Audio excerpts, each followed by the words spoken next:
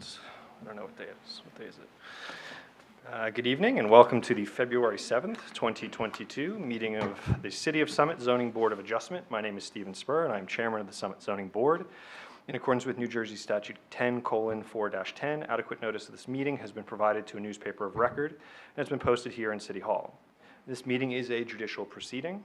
Any questions or comments must be limited to the issues that are relevant to what the board may legally consider in reaching a decision, and decorum appropriate to a judicial hearing must be maintained at all times. For the benefit of the interested public, this meeting is being live streamed to the city's YouTube page and also broadcast on Summit's government channel, which is Comcast 34 and Verizon Channel 30.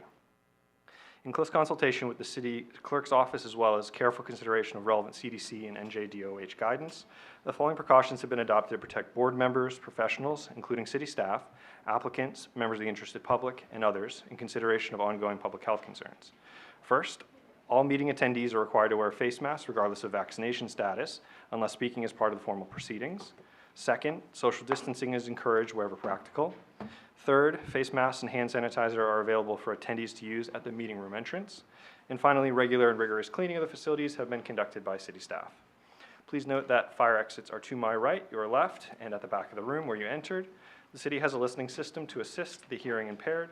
If anyone needs hearing assistance, please obtain the system here at the dais and return it thereafter.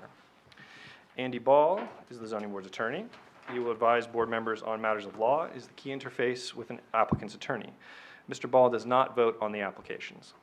Chris Nicola is a city employee and is the zoning board secretary. Mr. Nicola works with applicants on preparing their applications, planning our meeting agendas, and keeping our meeting minutes. Mr. Nicola also does not vote on the applications. Our board consists of 7 regular members and up to 4 alternates. All members can participate in the hearings tonight, but a maximum of 7 can vote. Most applications require a simple majority to be approved. Some applications require 5 affirmative votes to be approved. You'll be told which majority will be required before we begin our deliberations. Mr. Nicola, will you please call the roll of the members? Sure. Chairman Spur? Here. Vice Chairman Steiner? Here. Mr. Yuko? Here. Ms. Newell is excused. Mr. Mullen? Here. Mr. Millay? Here. Mr. Loikitz is excused. Ms. Toth? Here. Ms. Sager is excused. Dr. Levine? Here. And Mr. Gonzalez. Here. All right, you have a quorum. You can proceed. Excellent.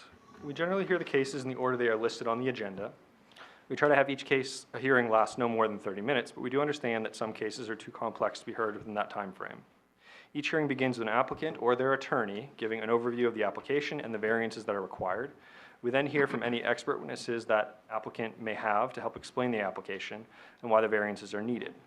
The board members may ask questions of the applicants, their attorney, and the expert witnesses.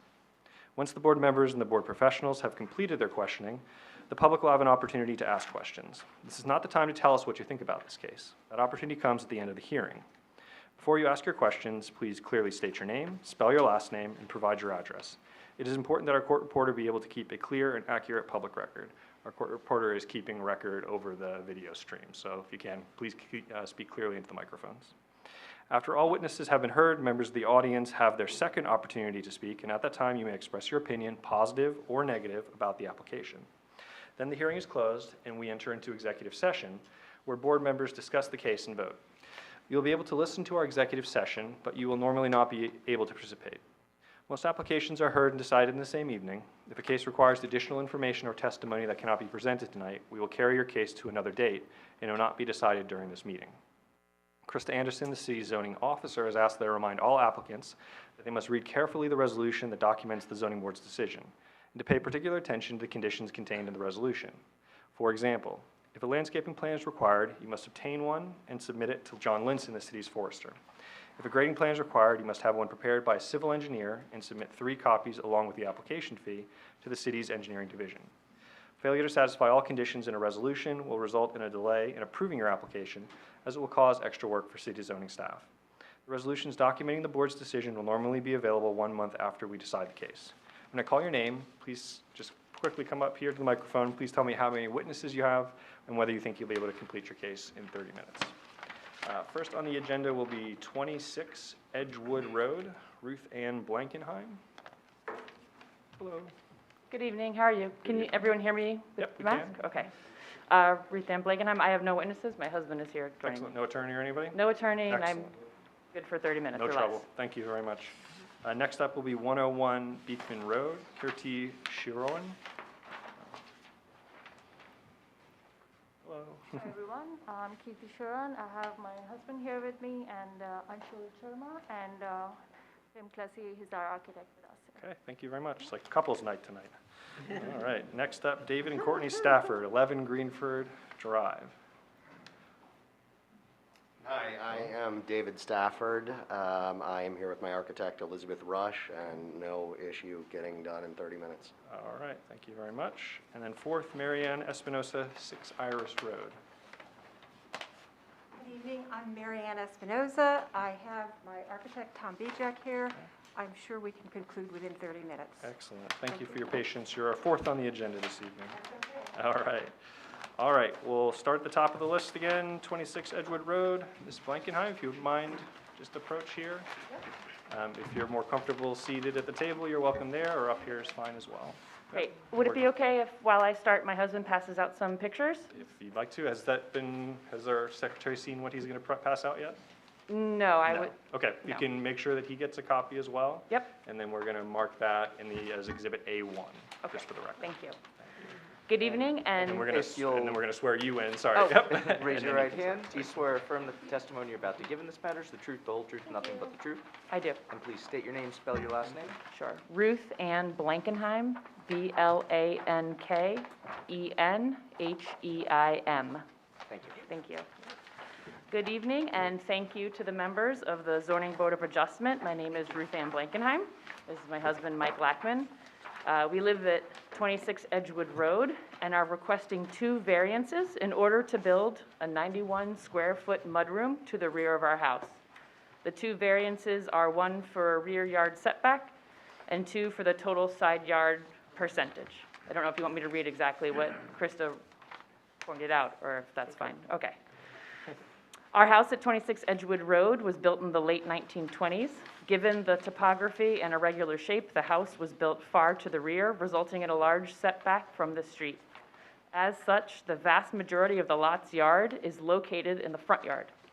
As it was originally built, the existing structure does not comply with current zoning regulations. In particular, it is not in compliance with the rear yard setback or the combined yard setback. The proposed addition is one story tall with dimensions of 13 feet by 7 feet. It is to be built in a location that is tucked in between the main house and the undersized garage on top of an existing patio. No part of the new addition extends further than existing proportions of the house. The proposed addition does not increase the level of non-compliance with current zoning regulations. Referring to the plans that were submitted as part of the application, you can see the hatched proposed addition here. I've brought some additional pictures for you to provide some more context. So on the first page, Before we get into that, Yep. let me just confirm, did you take these pictures? I did. And when did you take them? Those ones I took very recently, that's the snow, and everything else I took within the last 2 months. Okay, and they fairly and accurately depict the condition on the property? They do. Thank you. On the first page, you can see the large setback that I mentioned. I took pictures from the, starting at the left-hand side, the easternmost part of our lot, facing the house from the street, and then the center, and then the westernmost. The second page shows the location of the proposed addition, and that's from the furthest corner of our rear yard. So you can see the vast difference in the front yard and the backyard. The third page includes pictures from the location of the proposed addition, looking out towards the rear yards. So here, I can walk you through that. So this picture here shows if I'm standing at where the kitchen door is, the current door to the outside, looking straight eastward at our neighbor. This one points south, perpendicular to the garage, and then the one in the middle is somewhere in between those degrees. So you can get an idea of, when you're looking from our house out, how well vegetated it is, because I put that in the application. The fourth picture includes a picture from the top of our driveway, looking at where the location of the mudroom is, and you can see even from our driveway, it would be hard to see the addition there. So it is tucked in behind there. The 5th and 6th pages show the view from our neighbor's yard towards where our mudroom would be. These pictures were taken with the express understanding of what the approval of our neighbors and knowing what it was going to be used for. So you can see from there, again, the great vegetation in our backyard, and you can't really even see where the mudroom will be. And same thing for the other neighbor. We have 2 neighbors towards the back.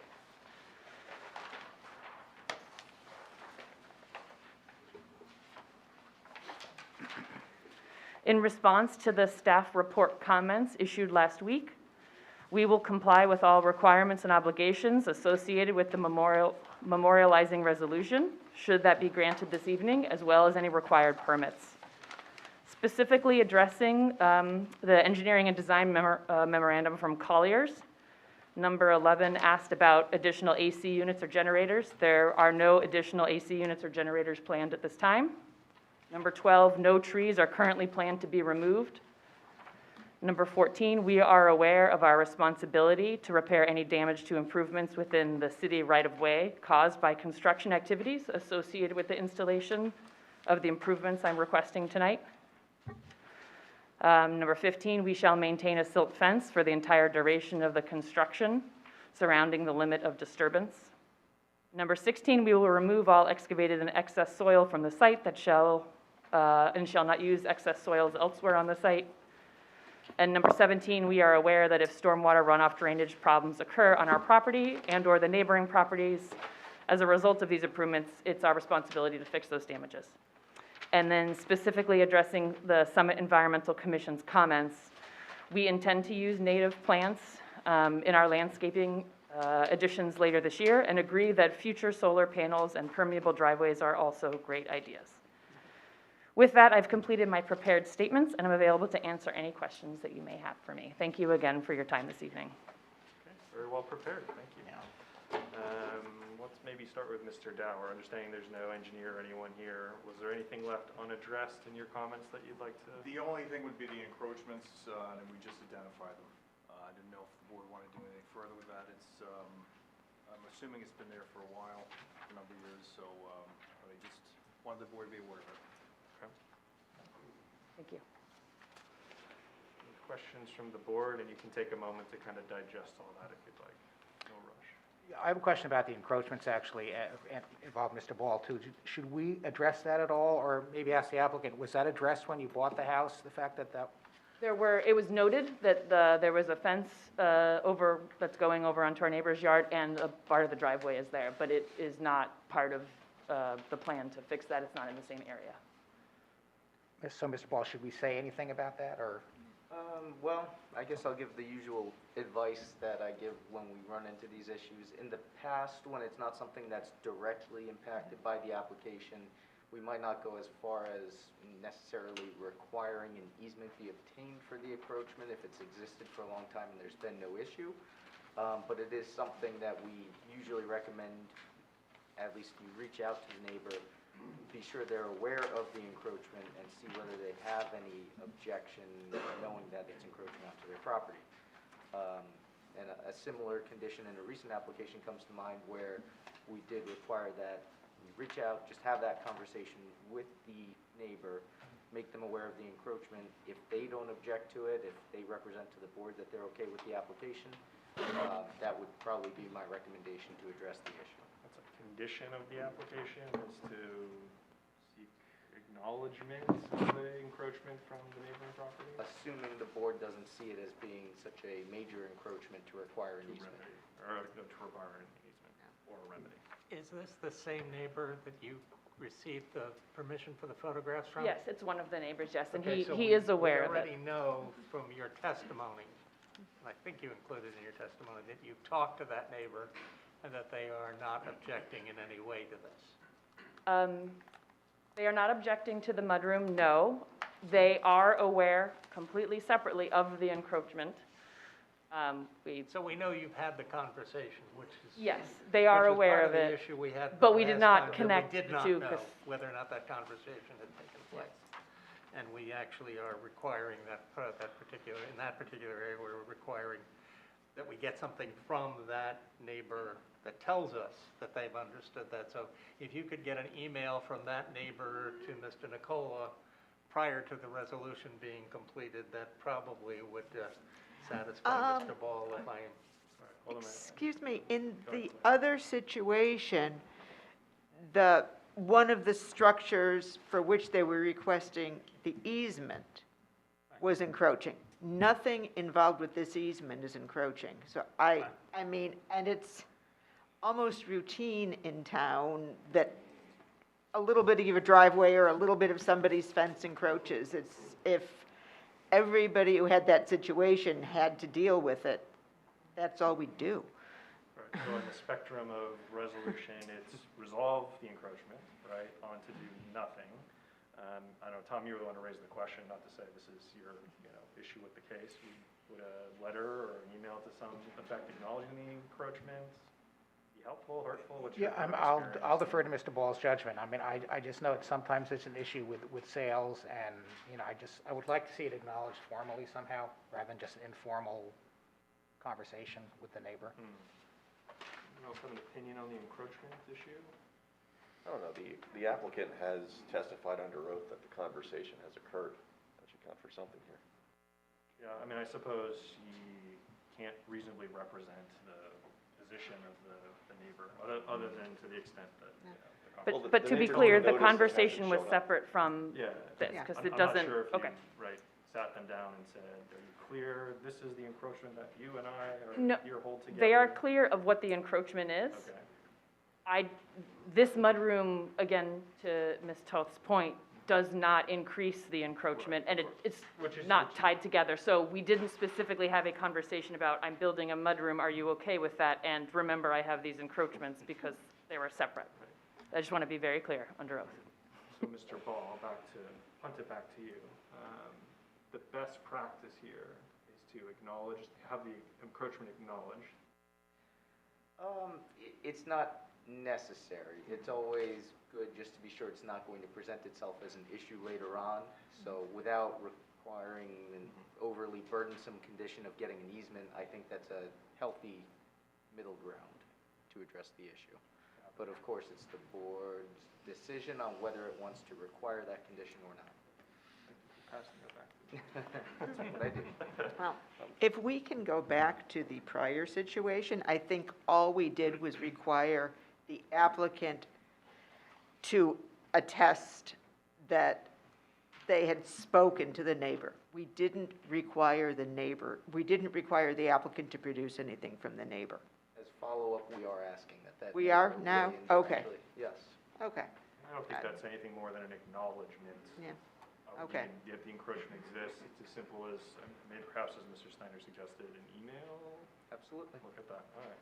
So if that's acceptable as a condition of the application, we would ask that you return to the board just a simple acknowledgement from the neighbor that the encroachment as defined here exists.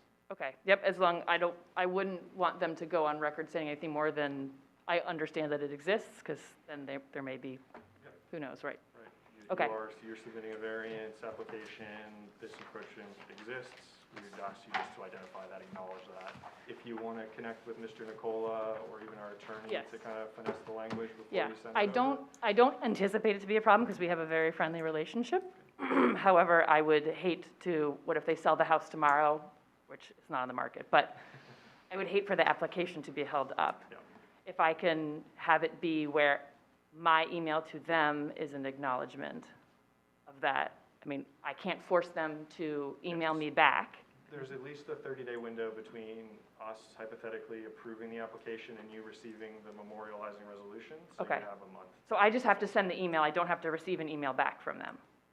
We would We would prefer want that an you email do. back from them. Yeah, we would want some Yeah, acknowledgement. that is kind of consistency, which I think we want to do with all of these now, Yeah. is to consistently follow the same procedure whenever this happens. And so we want them to acknowledge back to you, got your email, thank you, thank you. Good luck with your project, right? Something as simple as that. Does that make sense? Or do you foresee Yeah, issues? again, I do not foresee it being a problem. I have worries agreeing to make someone do something, which, again, because this application does not increase or decrease Right. that encroachment. I'm happy to acknowledge them. I can send them a survey via certified mail if you'd like, because that is, like, you'll know that they've sent it, or that I've sent it and received it. Do you think you I cannot make them send it back. Again, I don't anticipate a problem, but I do see it as, So when boards like ours decide these cases, typically we weigh the benefits and any detriments that may arise out of this. So a significant benefit for you to, say, resolve the encroachment would be looked on very favorably. Not addressing the encroachment Right. is kind of, I don't know, neither negative nor positive, Right. neutral. For you to be able to at least have the neighbor acknowledge this, and in the context of the testimony tonight, whatever exchange you're able to receive back from them, acknowledge it as not an issue, would be looked upon favorably by the board. So I Okay. understand to your best of your I'm very ability, happy you to will try. walk a letter, you'll send an email, you'll make a call, whatever it might be. But that is kind of the course of action that the board is taking when we encounter these encroachments, because in many cases, we would ask you to resolve the encroachment. And that's not what we're asking for. Okay. Just simply an acknowledgement. I'm very happy to try it. Just if for some strange and unknown reason I don't get an acknowledge back, can Yeah, we to talk about it Chris, again? Talk to Andy, we'll Okay. figure some way to Thank you. satisfy this condition, and yeah, we can work with you on it, for sure. All right, thank you. No problem. And I think we can do that by noting in the language of the condition that it will be contact the neighbor and attempt to have the neighbor contact Great, the thank you. board to That's confirm perfect. their understanding. Thank you. Makes sense. Okay, we'll work through that. Any questions from the board? As a standard practice as well, we would just ask that the engineering letter be accepted as a condition, so kind of just acknowledging the points that you noted within Mr. Dower's letter. Yes. So we just accept the letter as a whole, and as you had mentioned in your testimony as well, any permits or what have you, you need to abide by the Yes, conditions. absolutely. the city sets. Okay. Are there any members of the interested public here for this application tonight? We offer the opportunity to ask questions as well as offer your opinion on the application. Not seeing any? Okay. Okay, this is a nice and simple one. Chris, good one to start the day with. I'll offer the board one more opportunity as you parse through the material. No? Okay. I have a quick question. Go ahead, Jeremy.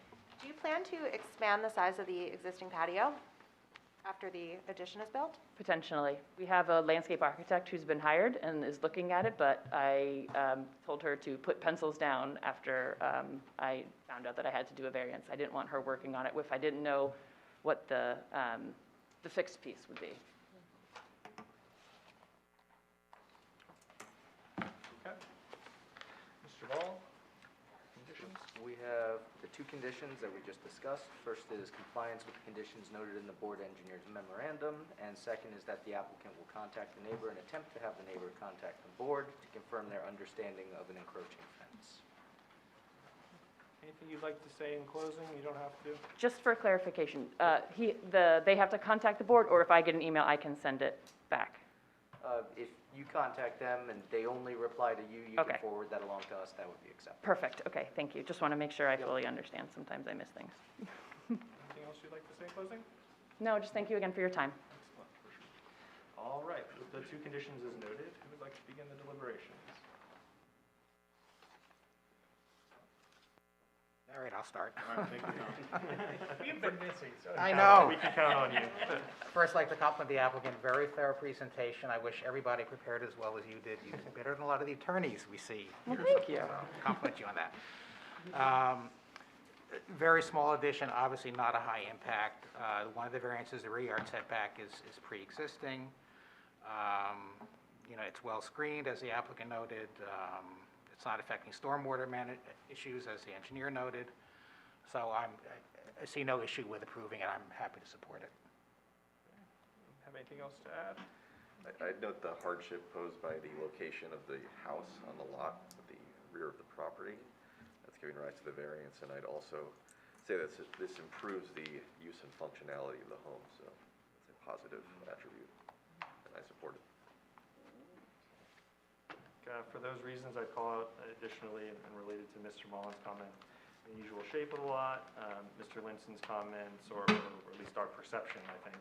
Maybe Mr. Linson didn't comment on the well-screened nature of the property today, and I think given the design of the addition, it shouldn't impact negatively on the light, the air, the space of surrounding neighbors. And certainly to Mr. Yuko's comments, constitutes a de minimis addition at like 91 square feet of building coverage. So I too could support the application with the conditions noted. And do we have a motion to approve? Moved. Ms. Toth, a second? Second? Mr. Yuko, Chris, you give us a roll call? Sure. Vice Chair Steiner? Yes. Mr. Yuko? Yes. Mr. Mullen? Yes. Mr. Malay? Yes. Ms. Toth? Yes. Dr. Levine? Yes. And Chairman Spur. Yes. Thank you very much. Thank you If you have very much. Any questions, call Chris. He'll answer them for you. Thank you very much. Thank you. All right, next up, 101 Beekman Road.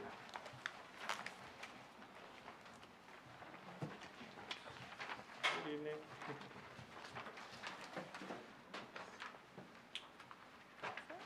And if you could raise your right hand, do you swear or affirm that the testimony you're about to give in this matter is the truth, the whole truth, and nothing but the truth? I do. And please state your name, spell your last name. Kirti Shiron, Sheoran. Thank you. Okay.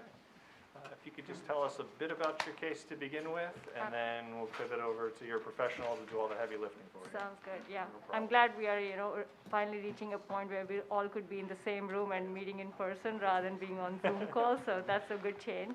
So we actually moved in Summit in 2014 with our 2 boys with the intention to, raise our family. And last 8 years have only reinforced our belief that, how much we love the town, and it was a good decision that we moved back here. And our experience has been great in Summit. We love the town, all 4 of us.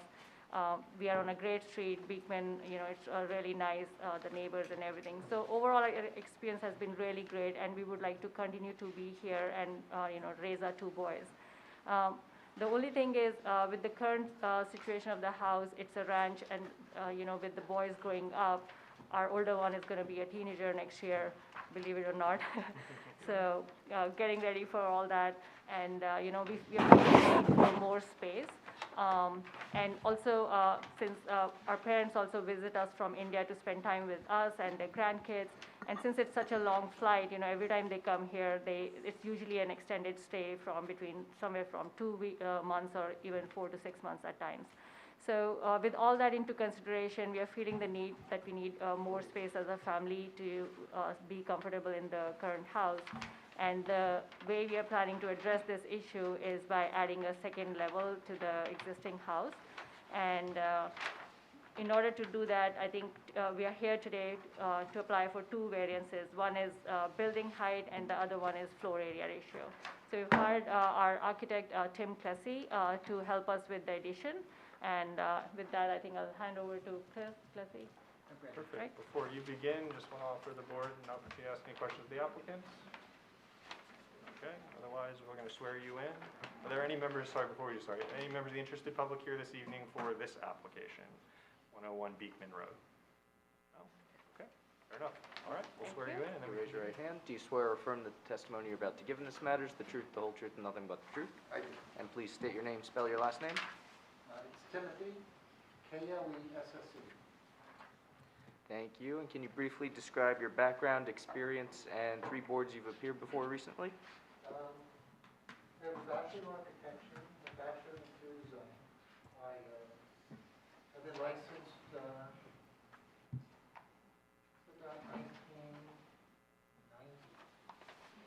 1989. And I'm licensed in New York and New Jersey. We do work mostly in short bills, probably about 10 jobs in summer a year. And we do right around this area, and then we do a lot of work nationally. Just as my clients have gotten older and have retired, we've started to really spread out and go. We have about 15 jobs nationally right now. do you mind just pulling that mic over towards you, just so we can capture your testimony?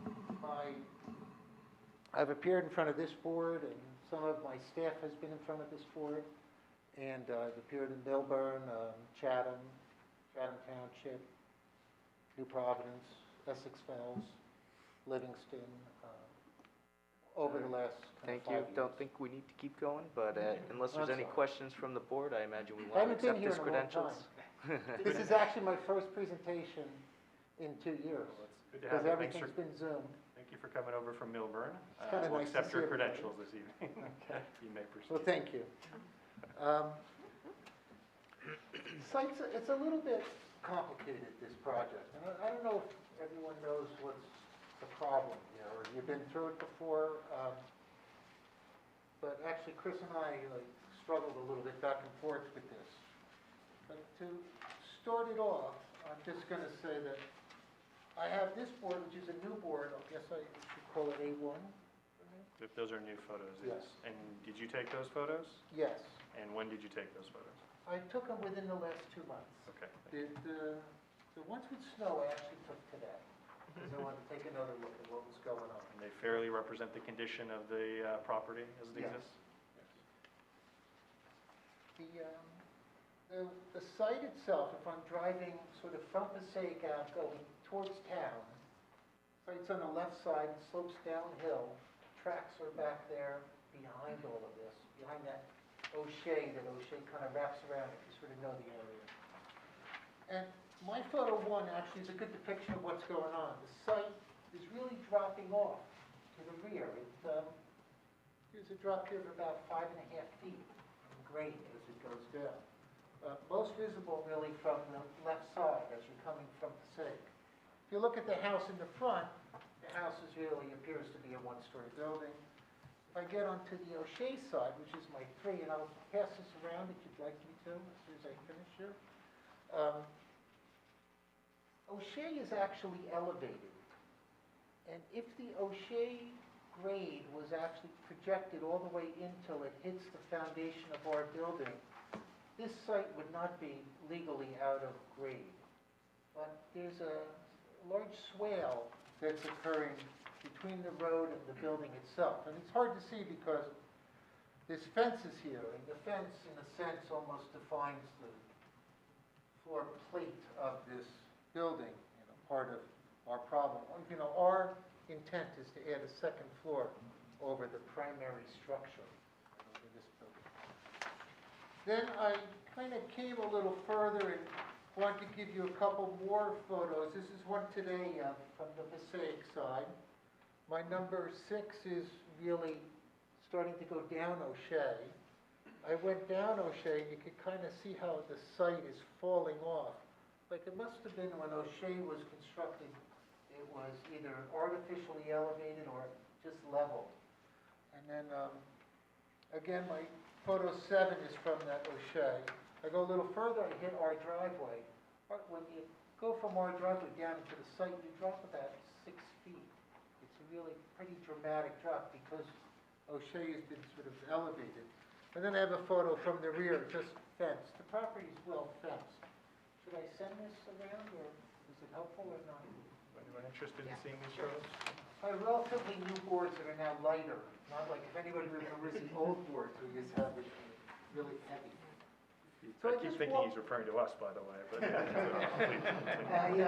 I just walked you through sort of the site characteristics. I'm going to just take you into the building itself now. So my building, Beekman in the front, O'Shea coming down the side. It's an existing, it's an existing legally 2-story home. Right? It's, visibly 1-story from the street, but it's actually a 2-story home. Even the surveyor got it wrong. The surveyor here calls it a 1-story home. And we are constructing an addition on the area that I crosshatched here on the 2nd floor at 15 feet off of the property line. So we can comply to all of the zoning. Even on my right side, this is a 15-foot setback. This site is not a corner lot. Something that occurred when O'Shea was cut in that allowed this side to be a side yard.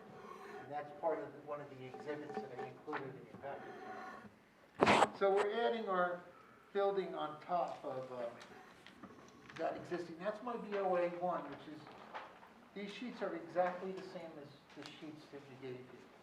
So my BOA 2 sheet, we added an emergency escape out of his bedroom in the basement. And Krista flagged it as an additional variance in her comments. It's really, it's an on-grade condition so that this can be a legal bedroom. The bedroom's actually existing, but not legal at this point. But she flagged that because this property line is only 9 feet. I think it's 8.97. And legally, she says we can, the required is 15, we could only encroach to 12. So that would either have to be eliminated or added as a variance tonight. Then otherwise, there's a full bath down there, there's an existing sort of kitchenette space, and then this bunker space that my client wants to convert into a pottery area because she does pottery. But really for us, this is a basement, not a first floor. You know, it's really under grade on these sides and then open on the back. If I drive into the garage, I drive in on grade into this basement. Right? I walk up a full flight. I just made a mistake. I called it a basement, but really, it's legally a floor. But I'd walk up a full flight to the habitable floor, which is what we call the first floor, really, the habitable floor. And you can see the existing property line, our existing building, and then our 15-foot required for our new work. All of this space is existing non-conforming. We have alterations going on internally where we're adding a stairway to get up to the second floor, adding a stairway to get down into the basement, and adding over the garage area here to get an eating area. That really all conforms. Then we came up to our proposed bedroom level, which is really legally a third floor. And we come 15 feet off and set our building and came in on this side. So we have a conforming addition in terms of setback, but we're not conforming in terms of FAR. Our building itself, you can see we took a one-story structure and we kicked it up to make it a two-story structure. Going down the side, that is that escape well that we're talking about. Looks to me almost at this point that we don't even need the well. Looks like the grade is actually low enough that you could get out without it. And in the rear of the building, you can see the garage is down in that lower level. And that is my lower level, my primary level, and then my bedroom level. What we were trying to do here was an experiment that we were doing with, I was doing with Krista that I know she may have forgotten about, because she mentioned it in the notes that she wanted me to make a discussion about what this line was. And what I'm trying to show there on both sides is that if we could fill this site like that, this variance wouldn't be required. Because that would mean that we would be less than 50% out of grade. But you can't just artificially fill a site. Right? I came out here, the site was the way the site is. I mean, I guess the client could fill the site before he showed up. But when I come out there, the site is the way it is. And in order to escape this variance, we would need to infill soil on both side yards at exactly that amount. You could also do this with shrubbery, right? You could create an edge of shrubbery. And I almost think that if this application seems reasonable to the board, that a good part of the decision here could be to add shrubbery to alleviate the mass of the building height. Because that's really the intent of what the ordinance is trying to do here. You know, if you just came and added shrubbery into this on both sides, it's actually, I think, more important on the left side, because that's the side that you see if you're coming up Beechman from Patio. But there's no shrubbery at all. And if you could add shrubbery, you could create a line with the shrubbery to lose the mass of the foundation wall to minimize the visual impact of what we're talking about. tonight. If I could interrupt just for 1 second, just to make it abundantly clear on the record, that line then is only for depiction purposes only, you're not proposing to actually fill that area? No, we're not proposing to fill, because we know we can't. We really did the line, there was actually something that Krista asked me, what would you have to do? How much fill would you have to put in to get out of this, to not have to do this? Just, it was a question more. And then I thought, well, maybe it's good to leave that line on to, for the board for this evening. But I think it may be smarter to think of it as shrubbery than a line, 4-foot high shrubbery. I actually like the shrubbery idea. I think the shrubbery is a good idea, because it pulls forward, so it has a better effect of dropping the mass, because the element comes forward to the view. We're going to go on to one more, we're going to come back to everything. So, I have another board, which is my A2. Would that call?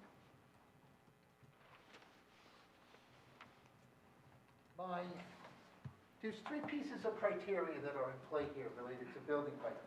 And it's all on page 19 of your application that you have. And I just know that because this is literally 19 out of my book of your application that I gave you. So we went around and we picked up all of the points at 6 feet off of the face of the building.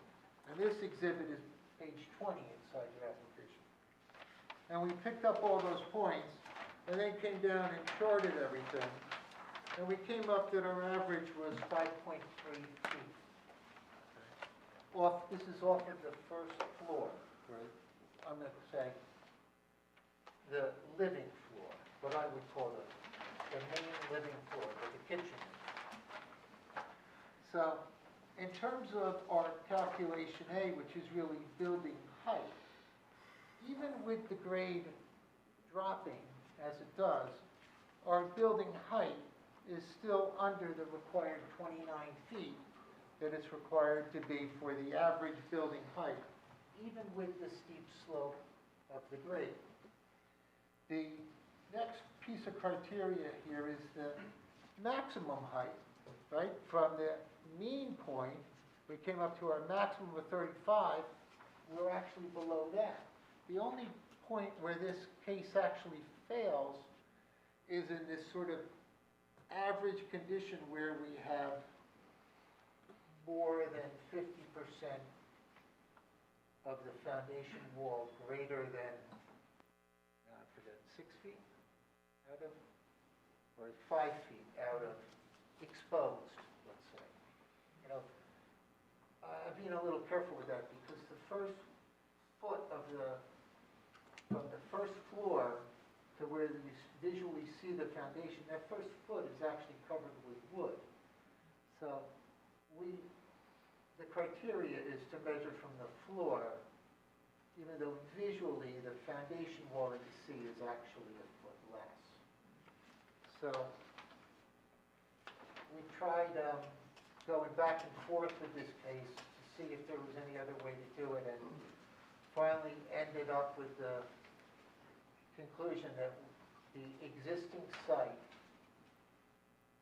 I'm going to say as viewed from Beekman, will not allow a second floor to be built without a variance. There's no way to lower the building and make this work, or there's no way to do it. The only way to repair the condition would be if the grade suddenly changed overnight, which is an artificial manipulation of the grade, which is not allowed by the ordinance. So that led us to come here tonight to seek a variance. I think in this case, the floor area sounds kind of crazy, right? It sounds unreasonable, but it is really reasonable because the board just has to just get their head around the fact that the basement is forced to be included into floor area. this particular case, and the way that that condition can be corrected is to add either one layer or even 2 layers of shrubbery along the 2 side walls so that that effect is minimized visually from the street. I think that is my, I have a little more information, I think. Quinn asks if there's any questions. Let me offer Mr. Dower a chance to chime in, our engineer. Was there anything, the impervious coverage was, or no, there's no change in Pretty much an added level, so there's no increase in impervious coverage, there's no increase in building coverage. Chris touched base on, touched on the concepts of the height of the building and what's considered a story above grade. The only comment we had was that there was the existing AC unit was shown, but there was no, and a generator, and there was no proposed location shown on any of the plans that were submitted. And they didn't have to comply with the ordinance. And then the only other comment we had is about the trees being removed, which I'm assuming, based on it being an added level, there would be no trees removed. Can you address those points for us? Yeah. It's a little confusing what my guys wrote, but they're actually saying to take the compressor that's there and relocate it back 3 feet to make room for the well. So when they say relocate, it should say relocated position of the AC unit. It says, the wording is incorrect. And the same is true here. The generator could just stay. The generator's in place. Yeah, the generator is there. It can really stay. I think it's the wording is incorrect on my drawings. To your understanding, are these currently conforming conditions? Yes, yeah. They have to be, less than 5 feet off the property line. Okay, and they're adequately screened? Yeah. They're not now, no. But they would be screened as we move along with this, but right now, no. The generator is extremely well screened. There's a 6-foot fence out here. You can't even, the space between the building here and the fence is a little bit of an awkward space, I would say. It's a little bit of a gully in there. It's protected by that fence and really not used. Right. As with standard practice, we would condition the application on acceptance of the engineer's letter, so the items that are identified here by Mr. Dower, is that acceptable to you as the applicant? Yes, okay. Thank you. Yeah. And we know we need grading. Right. Go ahead. I was just going to ask, Krista in her letter noted some questions about the kitchen. The area labeled as the kitchen in the basement. I was wondering if you could provide more information addressing the concerns I think you raised should. there. To ask about the basement, the basement has this kitchen in it.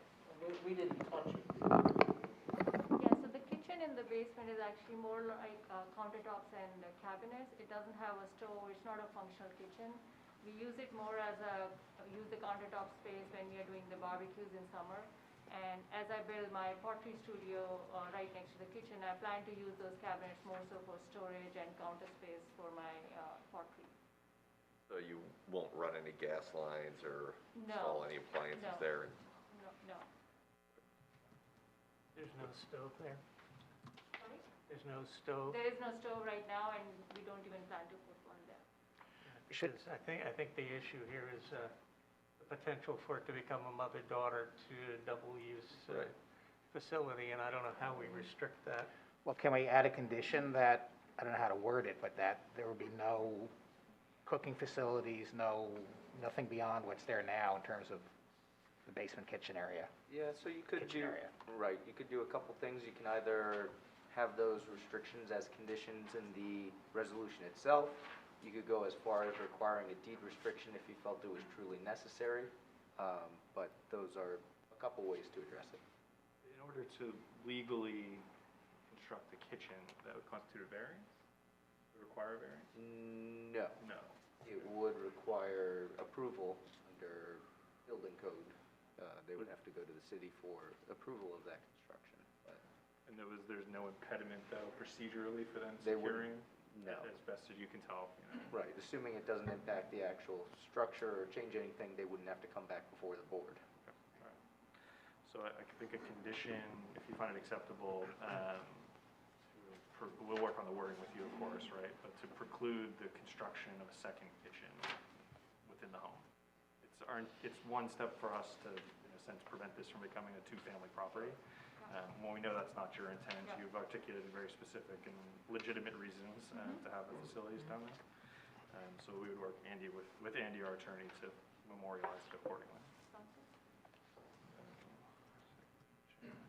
And then a question I had about the fire department and the sprinkler system. Yeah, that's true. Can you expound upon that a little bit for us?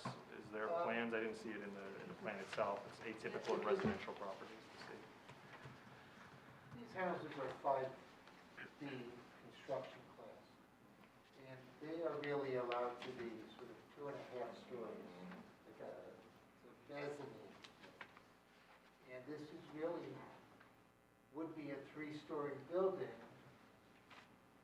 if the fire interpretation is really the same as the zoning interpretation of what makes this a story out of grade. And if that's true, and it's a 3-story building, to lower it to a 5A construction class, we would sprinkle. That happens on, you can think of some of the new houses that we've done on Hillcrest, we sprinkle, actually. Because Sorry, they had do you anticipate sprinkling this property? If the code forces sprinkle, we'll sprinkle. But I'm not sure that I think he may be incorrect. Yeah, I was confused by the intent, because it ends by saying the fire department doesn't object, just want to raise awareness at this time. So I'm What not. he's trying to say is that, I just want to raise awareness that if it's a 3-story building, it needs to be sprinkled, and that's true. It's three. And I think we're saying it's a 3-story building, so if we say it's a 3-story building, he's saying it's a 3-story building, you're So therefore, it sprinkling. would need to be sprinkled. However, the way that the stories are defined is,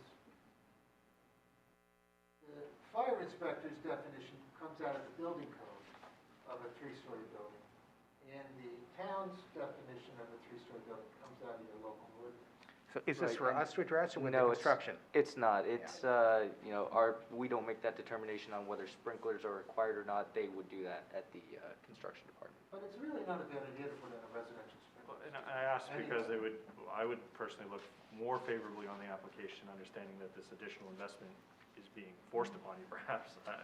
For an expense reason, I suspect you're maybe not eager to sprinkle your residential home. But you don't know at this point, and you haven't verified with the construction officials whether or not this property with this variance would be required to be sprinkled. You can't verify that for us. I can't.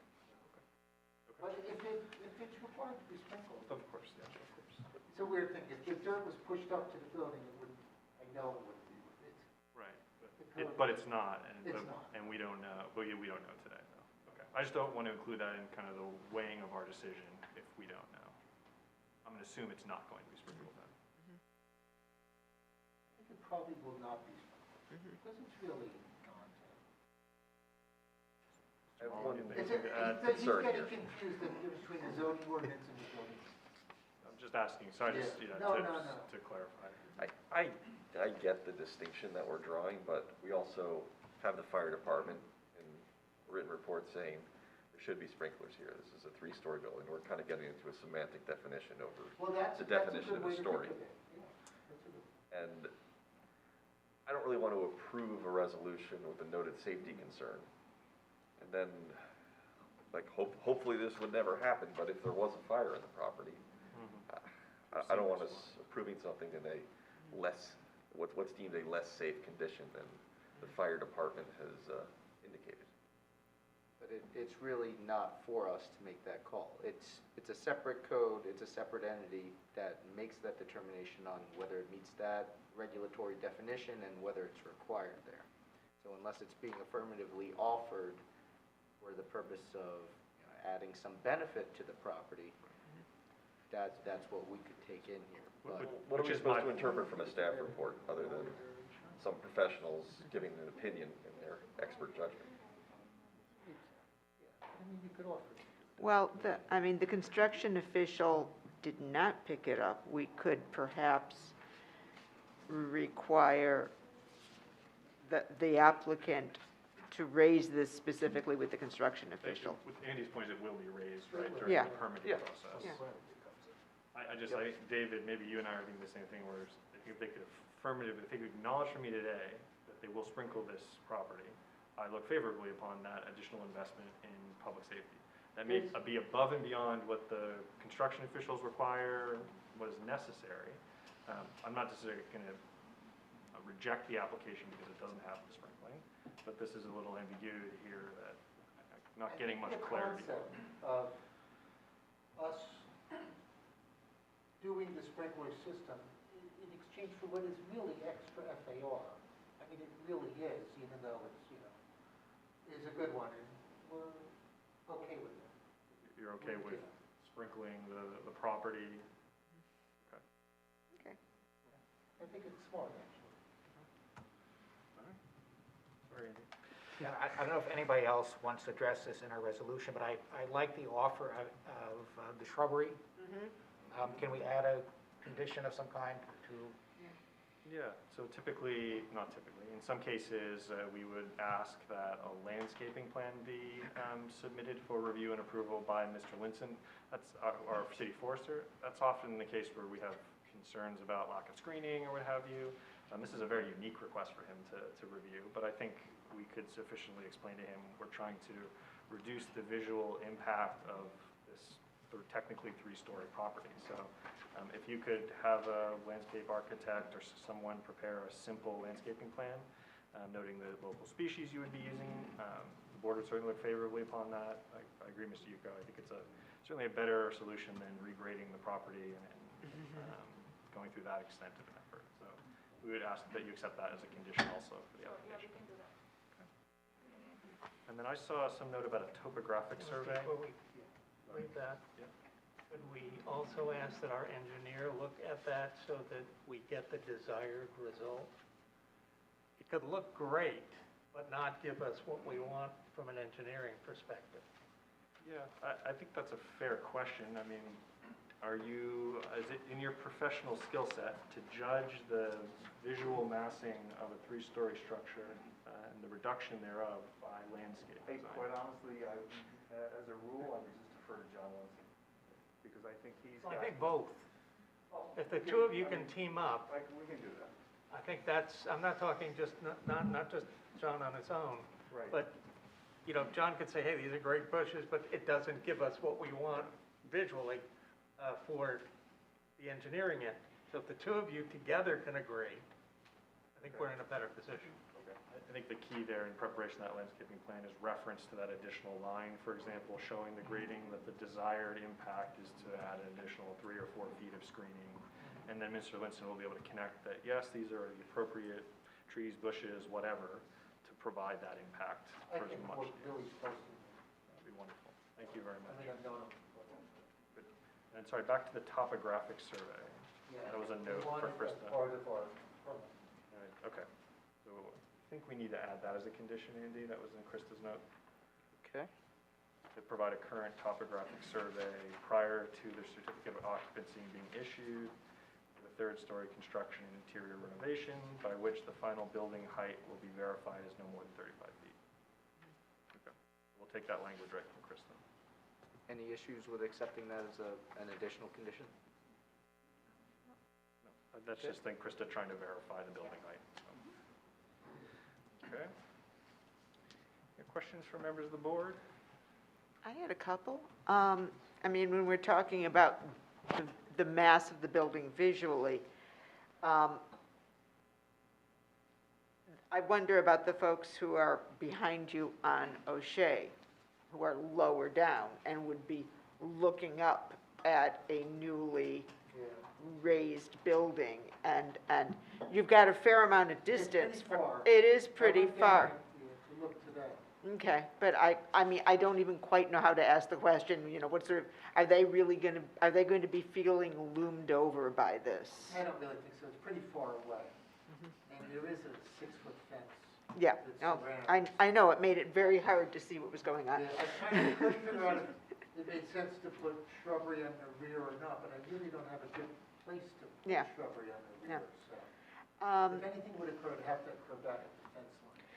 And then early on, you referenced the window from the bedroom on the front of what will be the basement. Yes.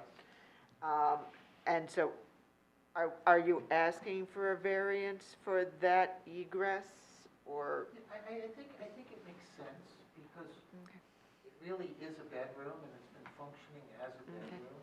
It has a closet, there's a full bath in there. And, Make it legal? probably makes sense to allow the well to be installed, and we can shrub around it to minimize that. It's, when I looked at the site elevation, it's not even like on very low. I think it's, I just have visions think of it would Grandma be and smart. Grandpa trying to get out the window, and I hope you're not going to do that to them. so I think it would be good. Any other questions from members of the board? Hearing and seeing none? I guess I do just have one final question. I think you more or less said it, but just want to confirm, is it your opinion that the site, with the conditions as noted, can accommodate the proposed increase in floor area ratio? Yes. Thank you.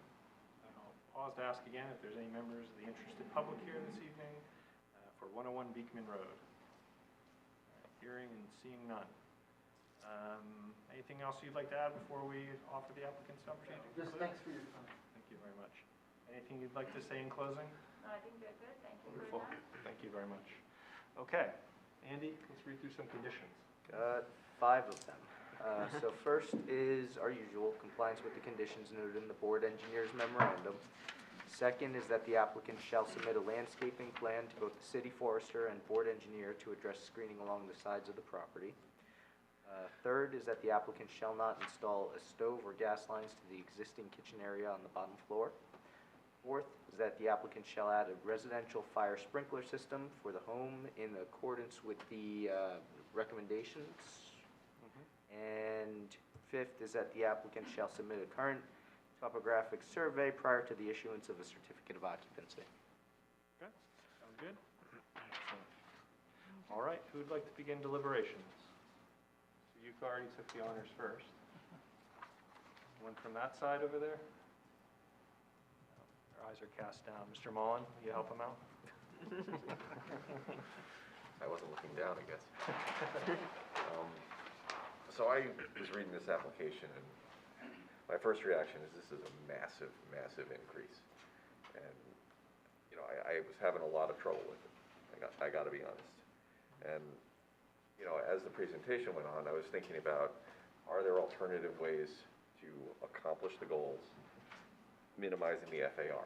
And as I think about the permutations, there are very few that make sense from an aesthetic point of view. So I guess I'm coming around to the view that I'm okay with the extra FAR, because it just sort of makes sense to go over the existing footprint. You're really not going to accomplish anything different by, let's say, cutting the height addition in half. You can't make it compliant in any way because of the grading of the property. So I guess I'm okay with it from that standpoint. I don't really love being in favor of something like this, and in general, haven't looked favorably upon this, but here it just makes sense because of the unique nature of the floor plan. I look at the addition of the sprinklers as a positive, and I would also, you know, to the question Mr. Ball raised, you know, it seems that the site can accommodate the excess usage. It's not, you're not increasing the number of residents.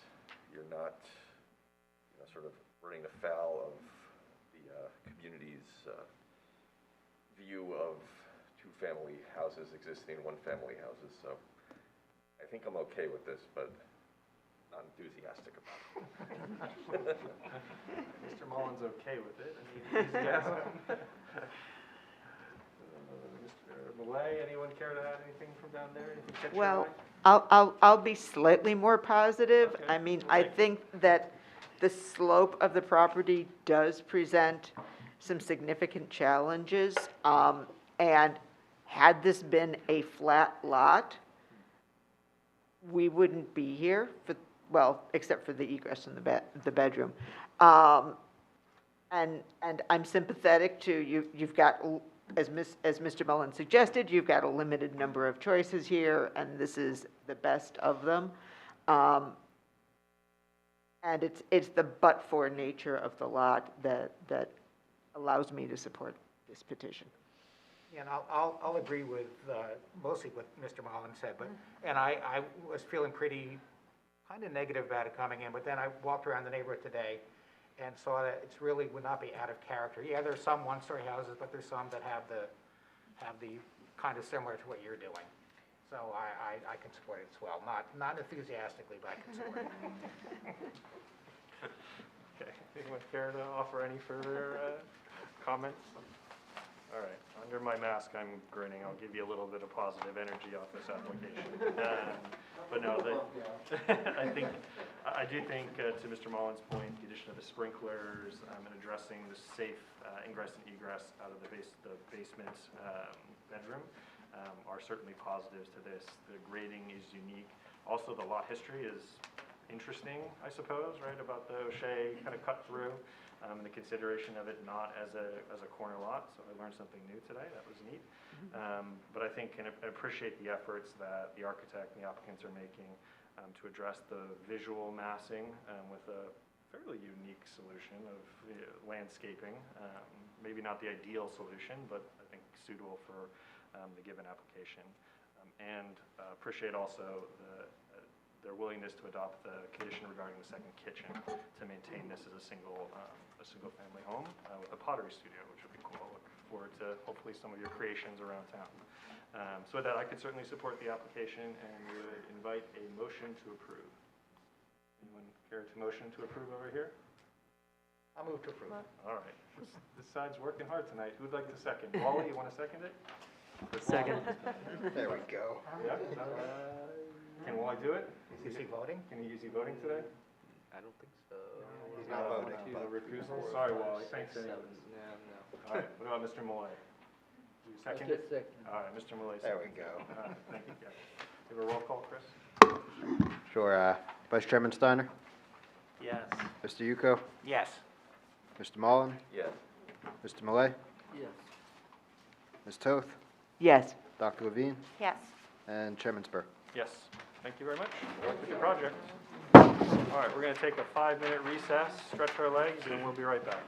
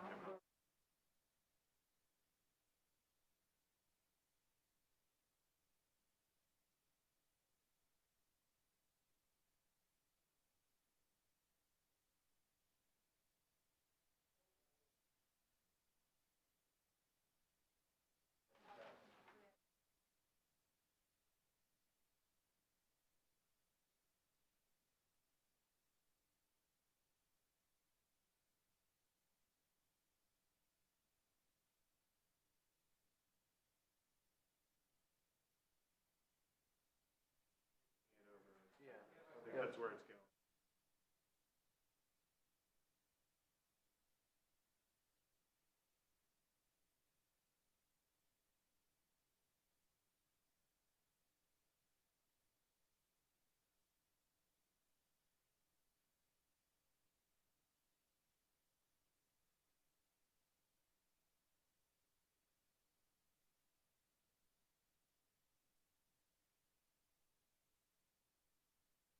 Staff typing earlier. We had it.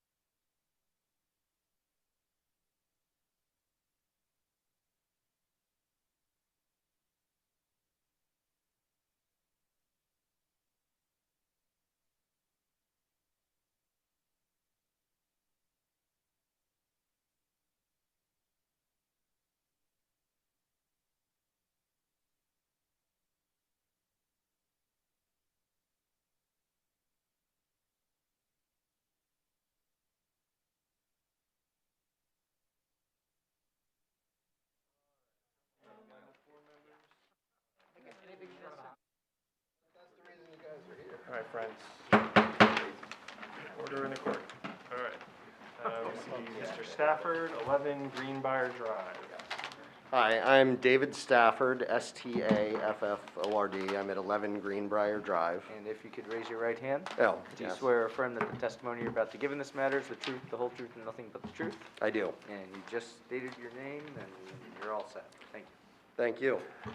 So we are here, my wife and I live in an older house that is a bit longer on charm than functionality in certain ways.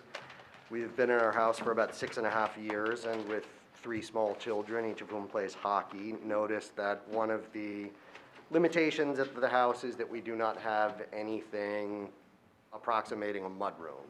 And so are here to ask for a variance for the side yard setback from 15 feet to a little over 11 feet, and total side yard percentage to 34% from 35%. We currently have an existing structure on the side of the house that's something between a side porch and a stoop with a side entrance to our kitchen. And our plan that we've worked on is to have that removed and replaced with a mudroom that would be approximately 100 square feet in total size. And bittersweetly, for personal reasons, my wife and I have, since we put this in motion, decided to move a little further west to be closer to her family, but we think that this project is something that would be incredibly attractive to a new owner and certainly anyone with kids. So, would love to see it go forward, and we think it keeps very much in the spirit of the current style of the house. Well, we're sorry to lose you, but we're happy that you stuck with the variance process, so thank you for that. Any questions for the applicant on the board? Any members of the interested public here this evening for 11 Greenbrier Drive? Hearing and seeing none, okay. We can offer Ms. Rush the podium, and you can go from there. I have one quick question. Oh, please, sorry. I'm just curious if you plan to actually build the mudroom?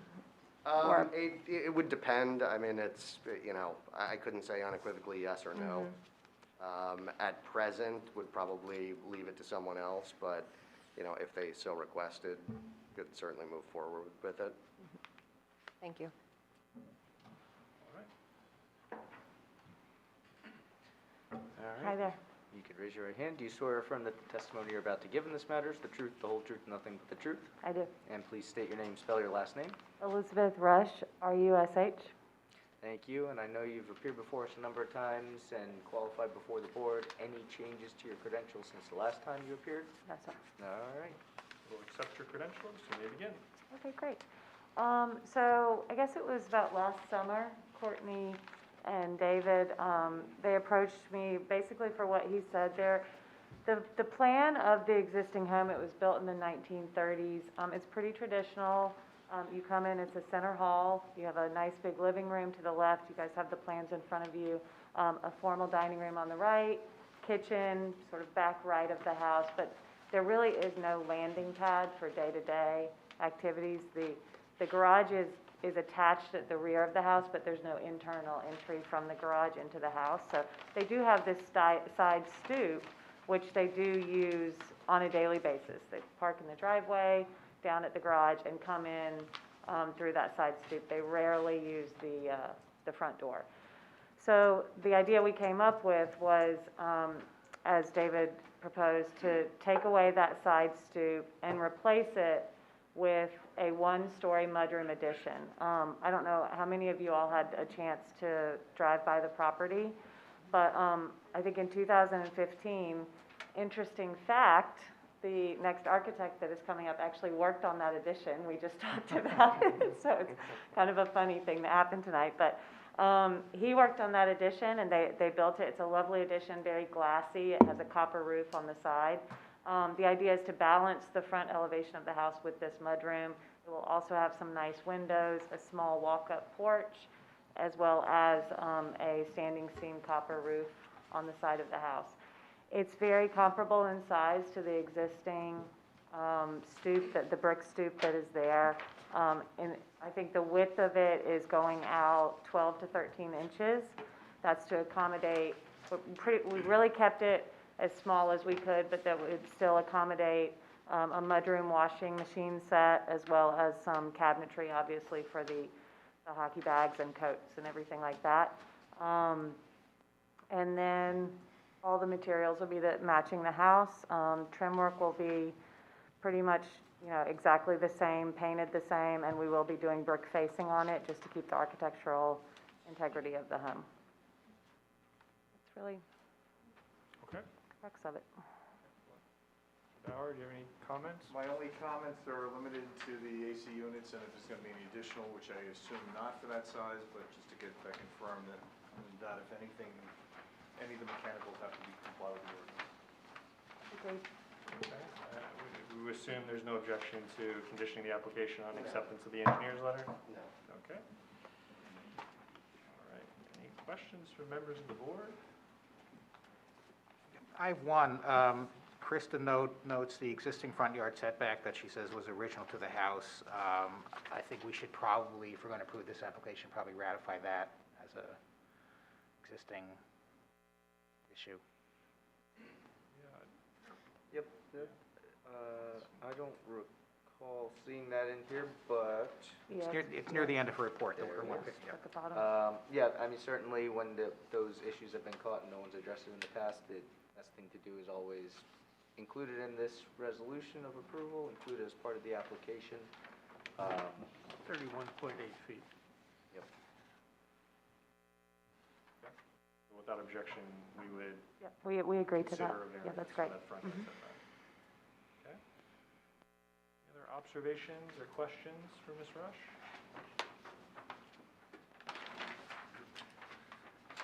No? Okay. Well done. And I'll note again, there's no, unless there's changed applicant into the audience, there's no members of the interested public here this evening for questions or comments for this particular application. Mr. Stafford, anything you'd like to say in closing? No, thank you for your consideration. Okay. All right, we're going to have a robust deliberation because Andy's going to need the comments for his memorandum here, his resolution rather. Andy, the only condition that I note is the engineer's letter. Did I miss anything? Yep, that's it. Okay. All right, who would like to begin the deliberations on this application? I would love to begin. Yes. Thank you very much. So this was a home built in 1930, almost 100 years old, with a floor plan to match that time period of how we lived. And you needed a way to modernize the floor plan and bring it up to date, certainly with kids with, I've seen the size of hockey bags. I mean, you can fit human beings in them, and it doesn't matter if it's an 8-year-old or a grown man or woman. So I can absolutely understand the need for that kind of place to come and just, toss it aside and certainly keep it organized. And you came up with a way to do it using the floor, or basically the footprint of that stoop. So not increasing building coverage or impervious coverage, just using that area, but rather it just being a landing pad where you're open to the elements covering it, and it's part of the house. It's very attractive, the way it's proposed and drawn. The variances that are being requested for such a small 100 square foot addition, in my mind, are not tremendous asks, and I would be in favor of this application. Thank you very much. Anything to add to Dr. Levine's comments? I would just simply note, just to reiterate, we appreciate the efforts taken in this proposal, whether or not it's constructed is another subject, that the style and materiality, the materials that have been selected are in keeping with the property and the surrounding areas. We appreciate your sensitivity to those aesthetic concerns. And then further to the function of this space, it should make for certainly easier and potentially safer ingress and egress for young families that likely will occupy this home presently and into the future. So we appreciate the thoughtfulness that's being taken place to keep this structure in place, make it easier to use, and again, hopefully more safe for young families as they continue to enjoy the property for many years. So with that, Can I ask one more question? Because it is a little bit unusual. I don't recall that we've ever approved something where or considered approving something where we knew the applicant wasn't going to do it. Is there anything issue with passing it along to the next? Doesn't make a difference. Okay. No. The variance is run with the land, no matter what the property owner is, so it shouldn't factor into the board's consideration tonight. But they'd have the same deadline to. they could request an extension, as would Yeah. the homeowner be entitled, the original Yes. applicant be entitled to. Yep, they would be bound, would step into the same timeframes and requirements that this owner would. Okay. Question? All right. With that, entertain a motion to approve the application. So moved. All right, Mr. Mullen, a second? Second. Mr. Millay, thank you. The roll call? Vice Chair Steiner? Yes. Mr. Yuko? Yes. Mr. Mullen? Yes. Mr. Malay? Yes. Ms. Toth? Yes. Dr. Levine? Yes. And Chairman Spur. Yes. Thank you very much. Good luck. Thank you. Finally, it wouldn't be a zoning board meeting without Iris Road. Sure. Ms. Espinosa.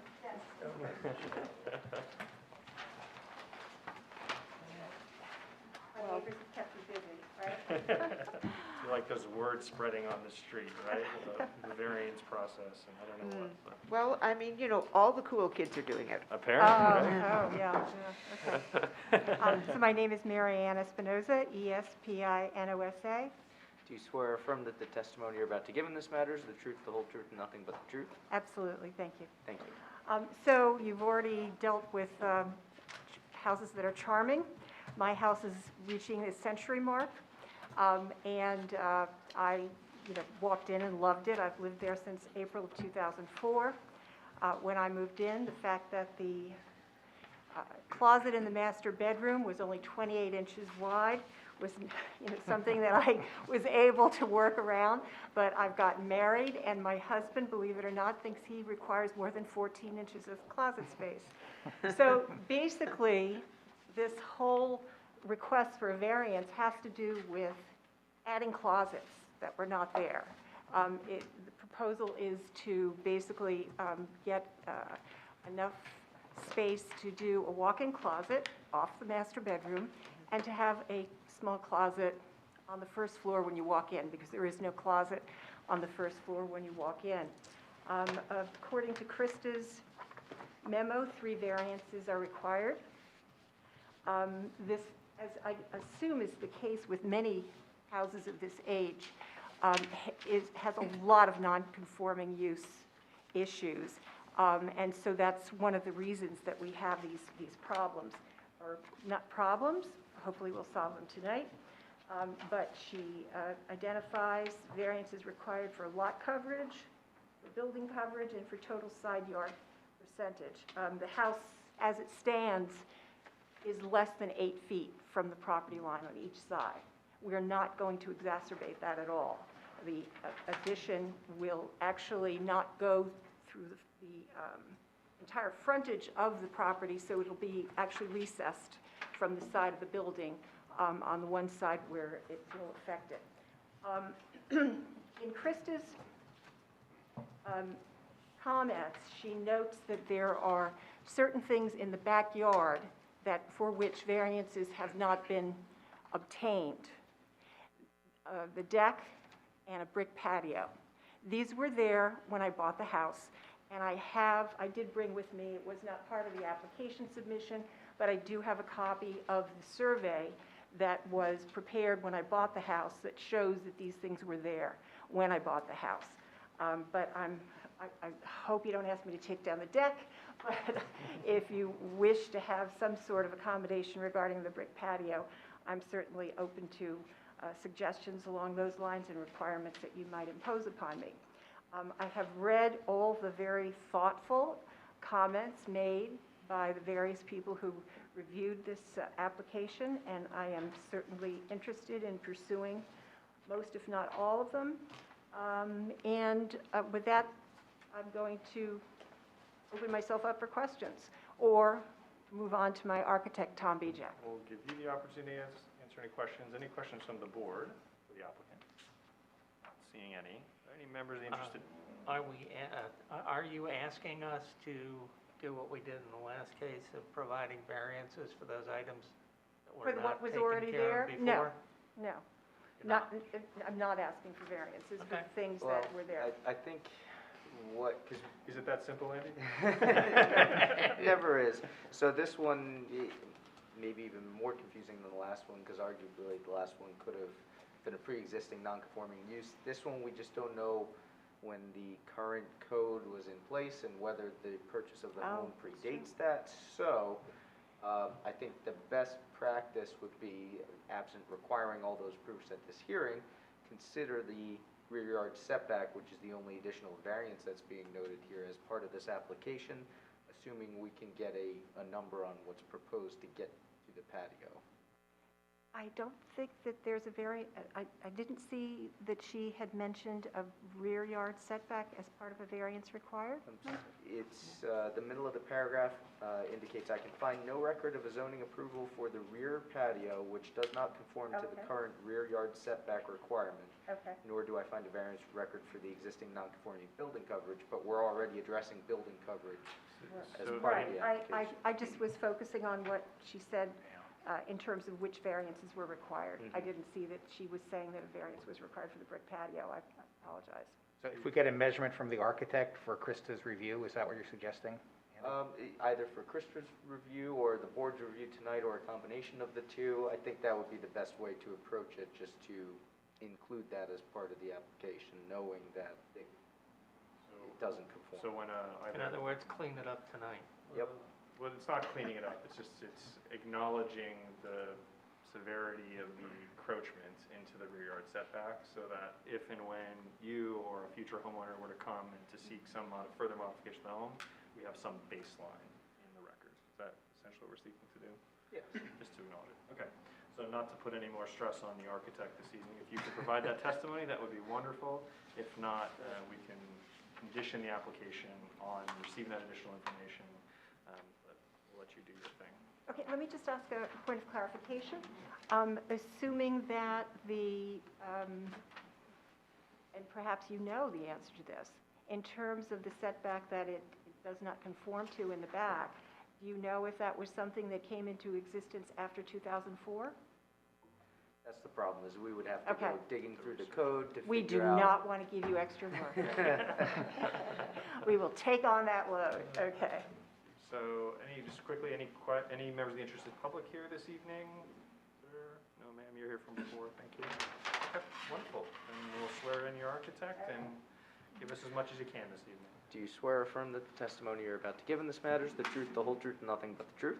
Yes. And please state your name, spell your last name. Thomas Bijak, B-I-J-A-K. Thank you. And can you briefly describe your background, experience, and 3 boards you've appeared before recently? I'm a licensed architect in the state of New Jersey, licensed since 2008. I've appeared before other boards, New Providence, Chatham Borough, Chatham Township, and several other. Thank you. Any questions from the board, or would you like to accept his credentials? We'll accept your credentials. You begin. Okay, well, this is a kind of a photo board, which I would assume you want this to be A1. Mark that as A1, yes. And just for our records, did you take those photos I yourself? took those photos, yes. And when approximately did you take them? It states on here February 2nd. I think those are all neighboring properties. so These they are all the neighboring properties. Here is the 6 Iris, my client's And you can, residence. you can assure us that they fairly represent the condition of those properties as of today or approximately today? Yes. Yes, okay, thank you. I could pass this around if you like. There's a perspective of what the new addition will look like.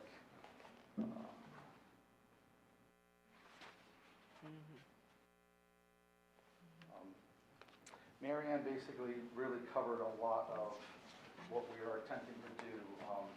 It's a really cramped entry foyer when you enter this space, and we are just simply trying to do a modest bump out addition in order to give some more room in the entry foyer to allow for a closet, and also to add the closet space up in the master bedroom.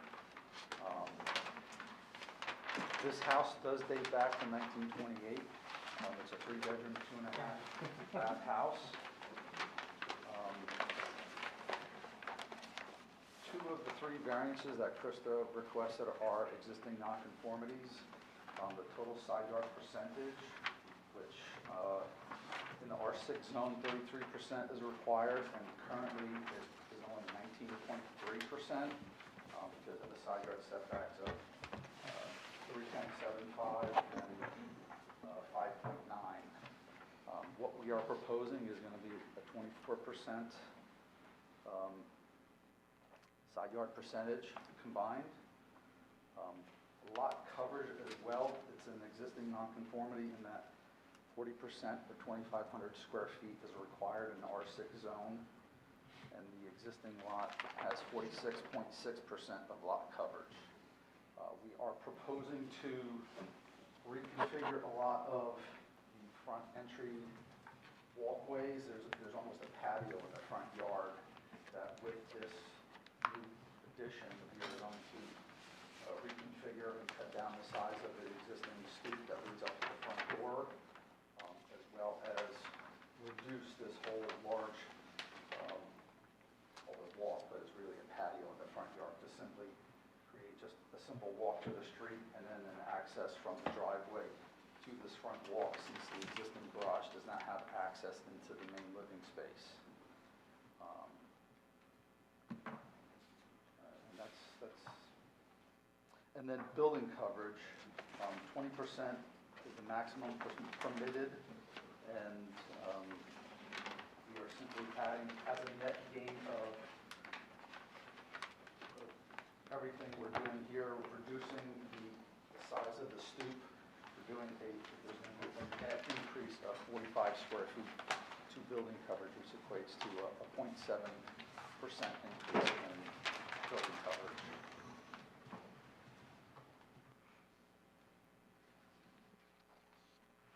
That's basically it. Any questions? Mr. Dower, you have any questions for the architects? Only related to, what was the height of the patio? How high is the patio look for you? In the front or in the rear? In the rear.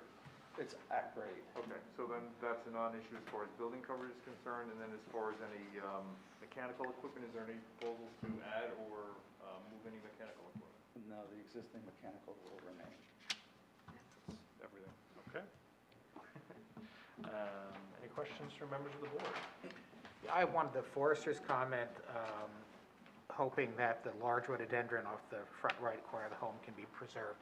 I wonder if either of you have any comments? Okay. I'm hoping to, but actually, I've had a history with this rhododendron. It was in bad shape when I moved in, and we have gotten to the point where it's really good. So I would hate to see it, get destroyed. And my backup plan is to see if I can, if that's going to be a problem, to move it to the back of the property or some other place on the property, because it's a lovely rhododendron. Okay, thank you, glad to hear that. Questions from members of the board? Oh, we wanted to get a measurement from the Yeah, architect. I was going to ask, is there any chance you can provide an approximate rear yard setback to the existing patio?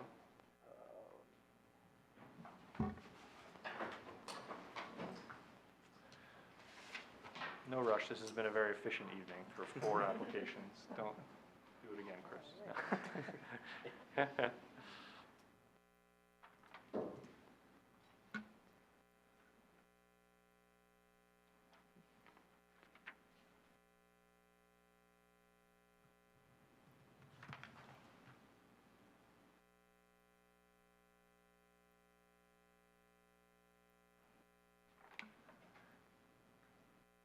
It's about 14 feet off of the rear property line.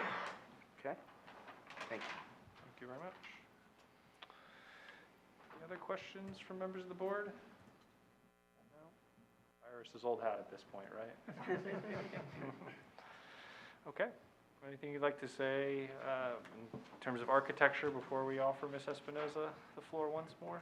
I just think it was a modest addition that kind of is in keeping with the Tudor Revival style, and I think it'll be a nice project in the end.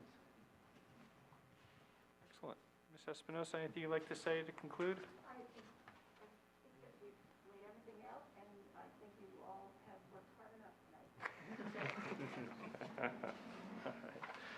All right, Mr. Ball, I count acceptance of the engineer's letter as a condition. It's the only one I have noted. Okay. All right, who would like to begin deliberations on our last application of the evening? I'll kick us off. I mean, I think the theme this evening is small, thoughtful additions that solve big problems. And here we are again, in addition to the positive aspects that this is going to bring to the way you use your house, and you know, you echoed what the HPC said. I also note that although you're very close to the property line, the neighbors at 8 Iris, it's their garage that's adjacent to the addition, so you're not interfering with any of the neighbors' sight lines on that side of the house, and I can certainly support this application. Thank you. Claire, care to add anything further? I want to note the reduction in lot coverage that's occurring here, and I think that the reduction in lot coverage from the removal of the walks exceeds the actual additions from the building coverage, so it's all a good thing. All right, sharp eye. And I think for those reasons, I too can support the application. The things that speak to me is, of course, the improved functionality to the design of the home and the property as a result. It's modest, to Claire's point, but thoughtful, and I appreciate that. I appreciate your willingness to try to preserve that beautiful rhododendron, be it through transplanting or just preservation during the construction process. So as we drive by, we'll be keeping a close eye on that. So yeah, I think for those reasons, it's a modest functional addition to the property in keeping with the evolution of that portion of town. So thank you for being willing to invest in bringing good professionals to guide the process through very thoughtfully. Do we have a motion to approve the application? I'll move to approve. Mr. Yuko, do we have a second? Second. Oh, I'm going to give it to Dr. Levine. Sorry, you've been too busy tonight. May we have a roll call, Chris? Yeah, Vice Chairman Steiner, Yes. Mr. Yuko, Yes. Mr. Mullen, Yes. Mr. Malay, Yes. Ms. Toth, Yes. Dr. Levine, Yes. and Chairman Spur. Yes. Thank you very much, Mrs. President. You're welcome. Thank you. All right. You know, I just want you to know there's a really huge rhododendron and it's in no danger. Okay, at all. excellent. It's only the rhododendron. Thank you all very, very much. Thank you. Thanks for your time. All right, 2 quick housekeeping matters, 1 resolution and 1 set of minutes. Chris, will you help us? Yep, 61 Beekman Road is the only resolution up for memorialization, application ZB 21-2096.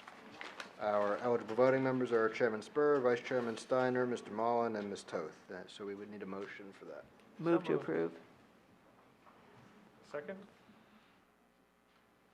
I heard you both motioned it, so Okay. we'll split I'll it. take the second. All right, Mr. Steiner's gonna take the second, Ms. Toth gets the motion.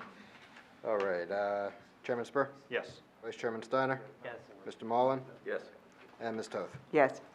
All right, and our set of minutes from the reorg meeting, January 5th of '22, need a motion for that? So moved. Do a second? Second. Mr. Ball, all right. All right, all in favor? Aye. Any opposed? Seeing none. All right. With that, we are adjourned until February 23rd, and then a No, marathon. don't we have something on the 16th? We have a special meeting on March 14th. Okay, I thought we had also had something February 16th. That might have been the initial date we tried to line up, and it did not pan out. Okay. I'll have to look back, but Break my heart. Sorry, only twice this month. Okay. We are adjourned.